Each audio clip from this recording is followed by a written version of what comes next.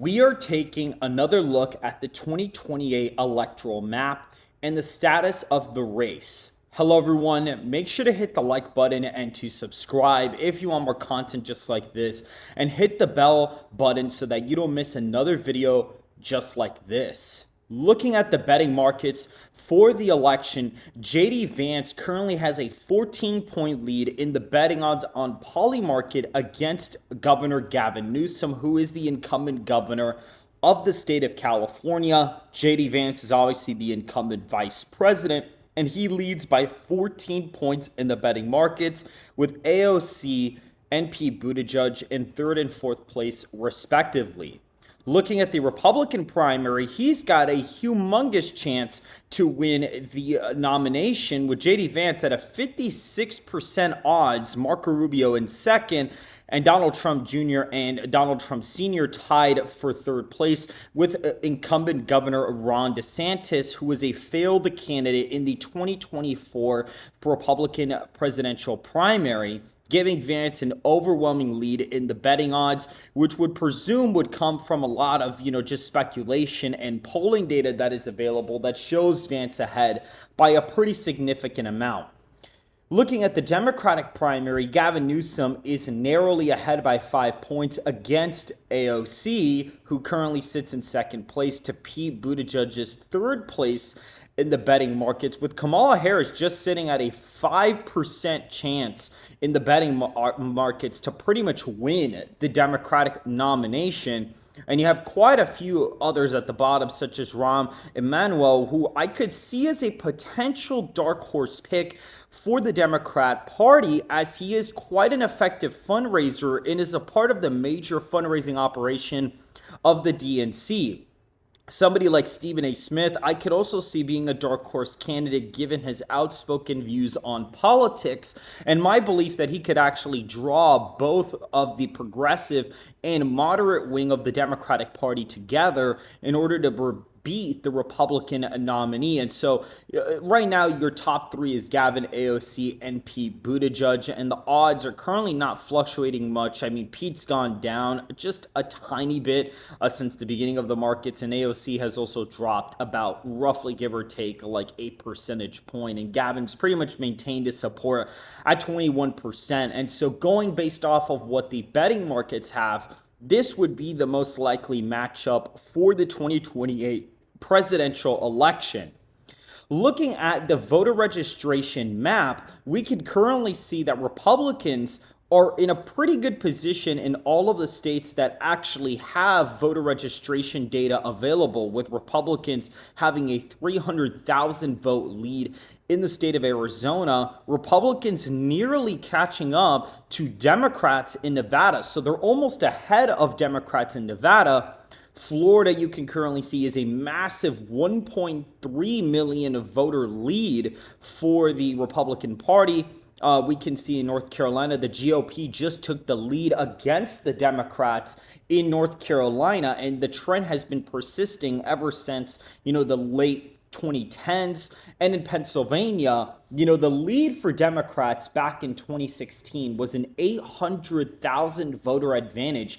And it has just been cut down to like a 60-something thousand vote lead amongst active voters. So Republicans are about to take the lead against the Democrats in terms of active voter registration in the state of Pennsylvania, which is a humongous development because Pennsylvania is crucial in a possible Democratic win in 2024. And so it's like, if they are not winning Pennsylvania, including with Arizona and in Nevada, also approaching Republican voter registration, and North Carolina doing the same, as long as those four states keep gaining in Republican voter registrations, that would give the Republican 271 electoral college votes on top of Trump's 2020 states. And so given the fact that Republicans on hand have a significant amount of cash, I mean, Republicans right now are roughly, when you combine all of the money,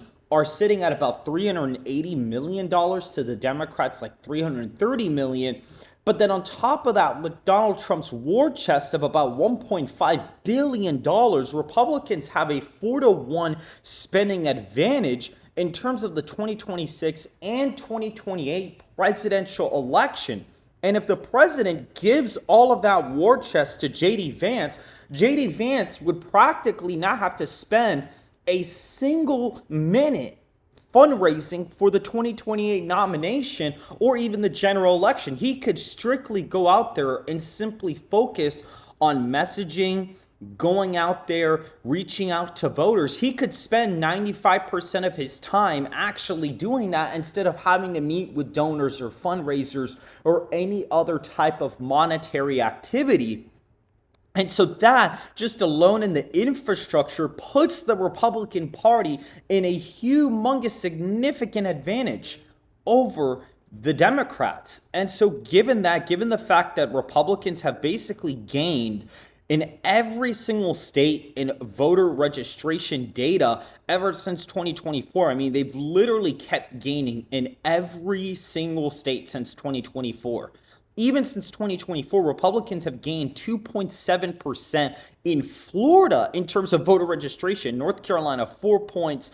Like, these are some massive shifts away from the Democrats in many different places. And so really, if you look at 2028, I mean, just looking at the, just kind of the general ballot on America First Insight, which is a website run by my friend, we could see that the Republicans have a very narrow advantage in an electoral college scenario. They have a very narrow advantage against the Democratic Party. But with somebody like J.D. Vance being the heir apparent to Donald Trump, J.D. Vance is the Republican that will most likely hold most of the low propensity voters that won Donald Trump the 2024 election, which is extremely crucial to him winning the general election against somebody like Gavin Newsom, because 9 times out of 10, I expect Gavin Newsom to do more, give or take. I expect him to get more votes than Kamala Harris in a national election. I mean, Kamala Harris was an especially bad candidate, but again, she had a large fundraising operation. But the Democrats, at least as of right now, don't really seem to have that, and Republicans are going to have a much bigger spending advantage. But I think in terms of optics alone, some people might disagree with this, but I just believe Gavin Newsom would be a better orator, a better candidate than Kamala Harris. And so given that alone, you still have a somewhat competitive election just because of that on the face. Now, looking at the safe Republican states, Idaho, Utah, Wyoming, Montana, the Dakotas, Oklahoma, Arkansas, Louisiana, Mississippi, Alabama, Tennessee, Kentucky, Indiana, West Virginia, Missouri, and South Carolina are all in the safe Republican column, as well as Alaska. Now, looking at the map here, Nebraska at large and Kansas are both safe states, but they do actually shift away from President Donald Trump's performances in the state, with Nebraska's first barely staying above 12 points. It's probably like a 12.5-point win in this election, with Texas, Florida, Ohio, and Iowa also being in the safe column. And I mean, just looking at the map, I mean, he's winning Texas, J.D. Vance, by 15.9%. That is a 2.2 percentage point advantage on top of what Donald Trump won in the last cycle. And he also shifts Florida by 2 points into his electoral vote column as well. So that is also something really interesting to see. He basically improves in Texas and Florida by quite an extensive amount. However, he underperforms. He performs better in Texas and Florida than in Iowa or Ohio. So you see that he's still gaining more with some black voters and Hispanic voters compared to the white vote. And again, Gavin Newsom performs slightly better with suburban voters than Kamala Harris did, which does kind of drag the coalition for J.D. Vance a little bit back. Multiple wars around the globe and central banks are turning to gold. Gold is the most in-demand safe haven asset among central banks. Demand for gold comes as central banks look to move away from the US dollar, and it is the only currency central banks are looking to reduce exposure to. The dollar has sunken to its lowest level in 3 years. The Citibank CEO warned sovereign wealth funds are diversifying more aggressively. And according to Nassim Taleb, gold is now the world's reserve currency. As of July 1st, gold is now classified as a Tier 1 full reserve asset. Forecasts for gold have now reached $6,000 to $7,000 an ounce. Silver and platinum have joined the commodity supercycle that has many years left. Call the proud Americans of Patriot Gold Group today before it's too late. Mention On Point Politics and you'll get best-in-class service from Patriots protecting Patriots. Patriot Gold has the no-fee-for-life IRA where your IRA or 401k can be in physical gold and silver, and you may be eligible for the no-fee-for-IRA on qualifying rollovers. Call 1-888-795-9430 for a free investor guide today. Patriot Gold Group is a Consumer Affairs top-rated gold IRA dealer 9 years in a row. Call 1-888-795-9430.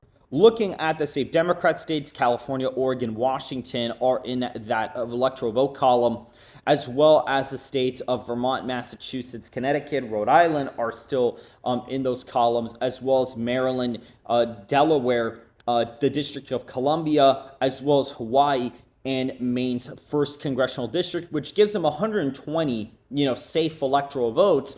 The one state that falls out of the safe category from the last cycle is the state of New York, which was a safe state. It voted for Harris by 12.5 points in the last election cycle. This time around, it only votes for Harris or for Gavin Newsom by 10.9%. So it's like a 1.5 decrease from the last cycle. And if we just really filled in the likely Democrat states, Colorado, Illinois, New York, New Jersey, and New Mexico would pretty much fall in this column alongside of Maine's 2nd congressional district. I mean, New Mexico would shift a point to the left. Colorado would also shift like half a point to the left, as well as New Jersey shifting about 1.5 to the left, and Illinois pretty much staying about the same. I mean, the state really doesn't even move at all. It moves like 0.1% to the left, but given some of that suburban, college-educated, suburbanite shift, you are going to see some shifts in favor of Gavin Newsom.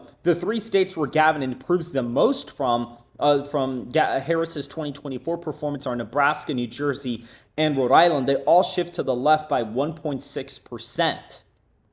And looking at the likely Republican states, you really only have Arizona and Maine's 2nd congressional district. Those are really the only 2 likely Republican areas, with Arizona being a pretty comfortable margin for Vance. I mean, he's dead-ass almost winning it by 11 points. That is a pretty big margin, and you can see Maricopa is just a humongous margin for Vance. I mean, he's just absolutely killing it in the state. And this is actually the state that shifts the most from 2024.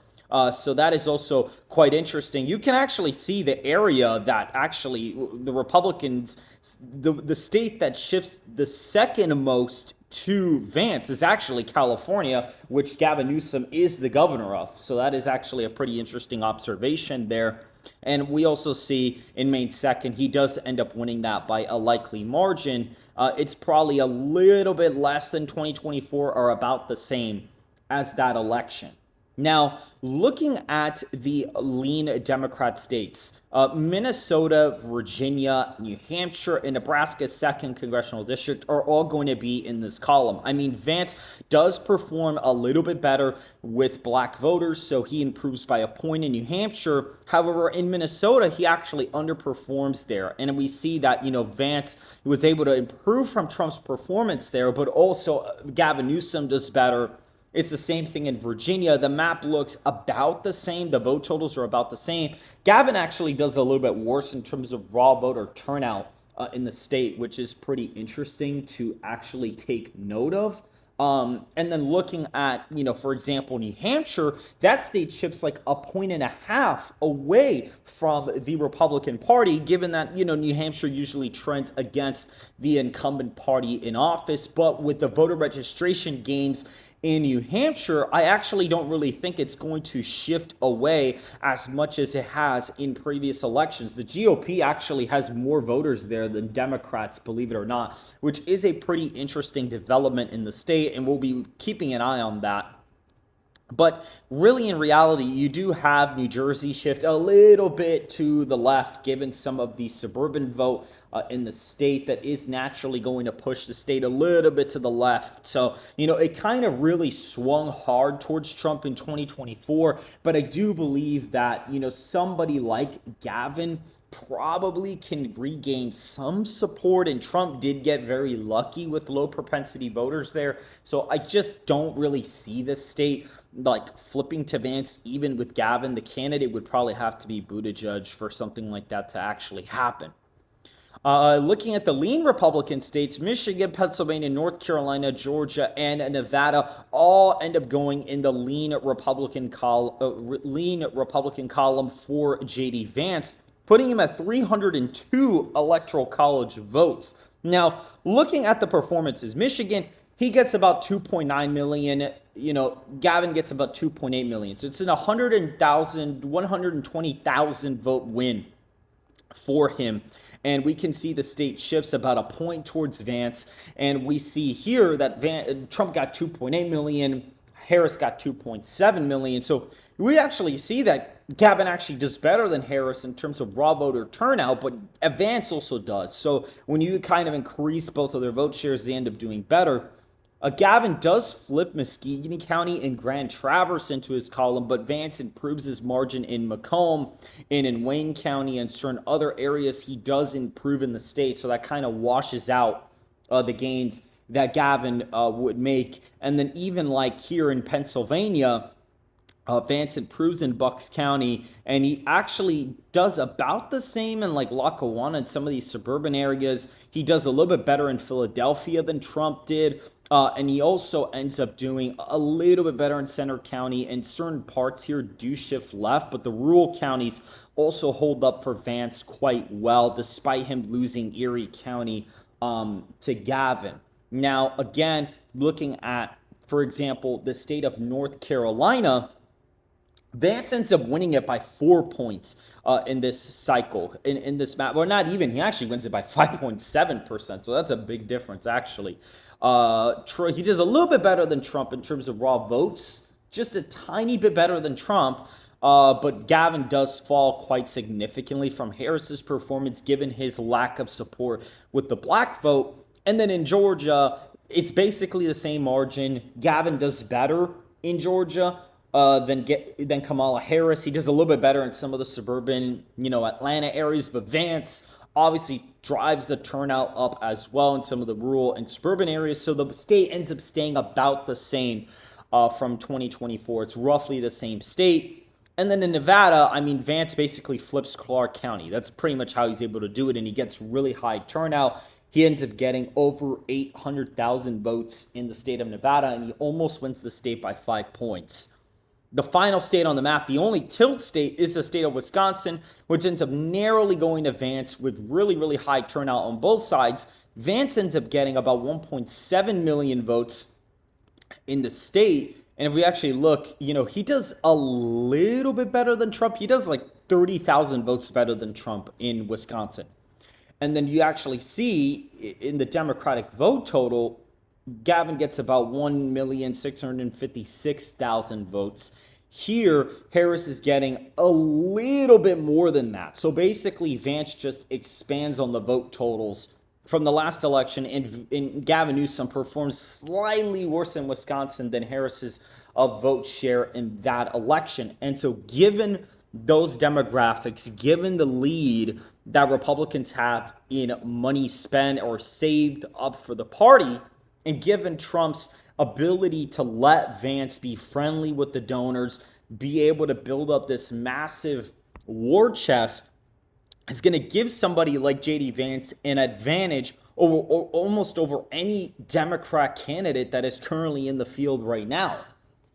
And so if you guys did enjoy this video, make sure to hit the like button and to subscribe if you want more content just like this.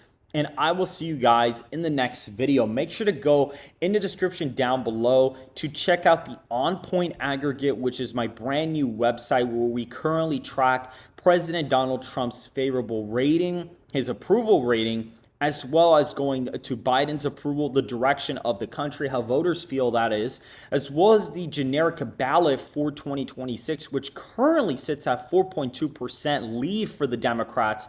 And I've described in my last video that the Democrats are probably positioned to win the generic ballot by like 2.5 points, given Trump's favorable. And this early lead into the generic ballot polling, which is obviously going to be a lot higher than, 46%.